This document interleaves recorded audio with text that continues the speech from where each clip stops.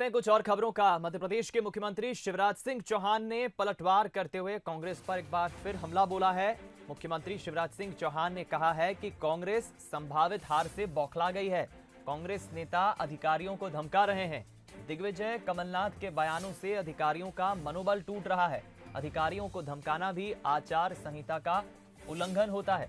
मुख्यमंत्री ने आगे कहा कि चुनाव आयोग ऐसे नेताओं पर स्वतः संज्ञान लेकर कार्रवाई करें। अपनी संभावित पराजय से बौखलाकर कांग्रेस के नेता श्री कमलनाथ जी, श्री दिग्विजय सिंह जी आजकल कर्मचारियों और अधिकारियों को धमका रहे हैं। रोज धमकी दी जा रही है, हम देख लेंगे, हम निपट लेंगे, हम निपटा देंगे। आखिर उनका भी आत्मसम्मान होता है, उनके मनोबल को तोड़ने की कोशिश की जा रही है, उनका अपमान किया जा रहा है। धमकाना भी चुनाव आचार संहिता का उल्लंघन है। इसलिए मैं माननीय चुनाव आयोग से निवेदन करता हूं, वो स्वतः संज्ञान ले और धमकाने वालों के खिलाफ कार्रवाई करे। हम रुक करेंगे इस खबर पर। प्रतिक्रिया लेने के लिए हमारे साथ कांग्रेस प्रवक्ता सैयद जाफर जी फोन लाइन पर जुड़ गए हैं। दूसरी तरफ हितेश वाजपेयी जी बीजेपी नेता, बीजेपी प्रवक्ता फोन लाइन पर जुड़ गए हैं। पहली प्रतिक्रिया जाफर साहब आप ही की। सोमवार को कमलनाथ कहते हैं कि 10 के बाद 11 तारीख भी आती है, यानी मुख्यमंत्री कह रहे हैं सीधा सीधा आप अधिकारियों को धमका रहे हैं। देखिए, ये अधिकारियों को धमकाने वाला वक्तव्य नहीं है। किसी भी उस वक्तव्य में कमलनाथ जी ने किसी भी प्रकार से धमकी वाले लहजे में नहीं कहा। उन्होंने ये स्पष्ट कहा। देखिए, ये बात बिल्कुल जगजाहिर है कि कई अधिकारी, मैं इसमें ये भी कहता हूं कि कई जगह वो कांग्रेस पार्टी का भी सपोर्ट करते होंगे, नो डाउट, मैं बड़ी जवाबदारी से कह रहा हूं। लेकिन जिस प्रकार से भारतीय जनता पार्टी दबाव देकर भारतीय जनता पार्टी सत्ता के अंदर प्रशासनिक लोगों का इस्तेमाल करती है, जो हमने 2013 के चुनाव में भी देखा, 2018 के चुनाव में भी देखा, तो कमलनाथ जी ने ये बड़ा स्पष्ट कहा है कि वो किसी भी पार्टी का बिल्ला लेके ना घूमे। उन्होंने इसका ये स्पष्ट संदेश दिया कि वो किसी भी प्रकार से किसी भी राजनीतिक पार्टी का सहयोग ना करें, प्रत्यक्ष या प्रत्यक्ष रूप से। अभी आप देखिए, कई बार आपको ऐसे मौके मिलेंगे जहां पर प्रशासनिक अधिकारियों के जो है वो स्थिति संदिग्ध आती है। ठीक, मैं जवाब ले लेता हूं इस पर। डॉक्टर हितेश जी क्या कहेंगे आप? देखिए, 2-3 बातें पूर्णतः गलत है। किसी भी प्रशासकीय अधिकारी की जेब से कोई बिल्ला नहीं मिला किसी भी दल का, तो ये मूलतः खारिज करने योग्य एलिबाई है। दूसरी बात, कोई भी प्रशासनिक अधिकारी किसी भी दल का प्रत्यक्ष या अप्रत्यक्ष रूप से समर्थन करता हुआ पाया गया हो, ऐसी चुनाव आयोग की कोई रिपोर्ट नहीं है। चुनाव आयोग आमतौर पर ट्रांसफर या स्थानांतरण या ये सब इसलिए करता है क्योंकि दलों को आपत्ति होती है, लेकिन आज तक किसी भी जांच में इस प्रकार की कोई रिपोर्ट नहीं आई है। इसलिए ये सब खोखले कथन है।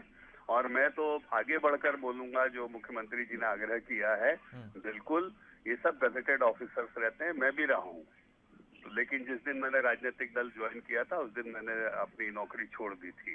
और गजेटेड ऑफिसर्स मतलब ये राज्यपाल के नियुक्त किए हुए अमला होता है, और राज्यपाल के नियुक्त किए हुए अमले को मंच से अभद्र व्यवहार करना, धमकी देना, गाली देना और कहना ये राजनीतिक दल का समर्थन करते हैं मंच से, इसके अपितु शिकायत करनी चाहिए और राज्यपाल महोदया को भी इसका संज्ञान लेना चाहिए। मैं बंसल न्यूज के माध्यम से भी इस बात को रखना चाहूंगा। ठीक, और उनको प्रोटेक्ट करना चाहिए। दो छोटी बातें और थी जी, बेहद संक्षिप्त में सैयद जी। बहुत छोटी दो बातें। देखिए, मैं फिर दो सबूत बताइए।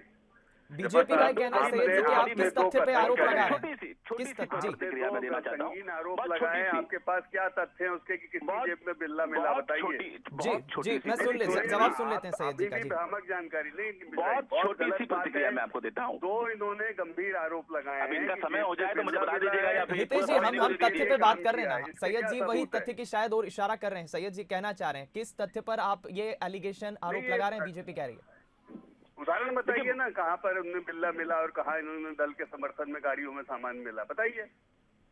देखिए, दो बड़ी महत्वपूर्ण चीजें हैं। एक तो ये कि कांग्रेस बातें करने लग गए। नहीं हितेश जी, हम सुन लेते हैं, हमें समय सुनना चाहिए। 10 सेकंड अपना वक्तव्य नहीं दूंगा।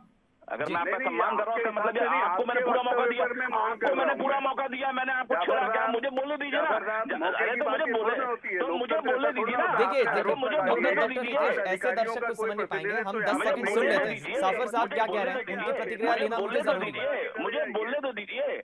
जाफर साहब ठीक, मुझे बोलने तो दीजिए। नेतागिरी करनी है इतना करिए, लेकिन इतना घबरा क्यों रहे? नहीं नहीं ये अच्छा जेस्चर नहीं डॉक्टर हितेश, ये अच्छा जेस्चर नहीं है, हमें समय देना चाहिए, 10 सेकंड हमें सुनना चाहिए। डॉक्टर सैयद जाफर अपनी बात पूरी रखिए। जेब में बिल्ला है, किसकी जेब में बिल्ला मिला ये बताइए। हमें सुनना चाहिए। सैयद जाफर बात पूरी करिए अपनी। डॉक्टर हितेश इतना बड़ा आरोप आपने ब्यूरोक्रेसी पे लगाया। देखिए मैं ऐसी डिबेट नहीं करवा पाऊंगा डॉक्टर हितेश। अब आपको मौका देना चाहिए, आपको मैंने मौका दिया, आपकी बात सुनी, आप सबूत मांगिए, इतना बड़ा स्टेटमेंट उन्होंने दिया है। मैं उनसे प्रतिक्रिया ले रहा हूँ, आप जरा जी डॉक्टर हितेश प्रतिक्रिया ले रहा हूँ। इसमें बड़ी महत्वपूर्ण बातें हैं जी, दो इसमें बड़ी महत्वपूर्ण बात है। एक तो ये कि कमलनाथ जी के वक्तव्य में कहीं भी किसी भी प्रकार का अपमान नहीं है।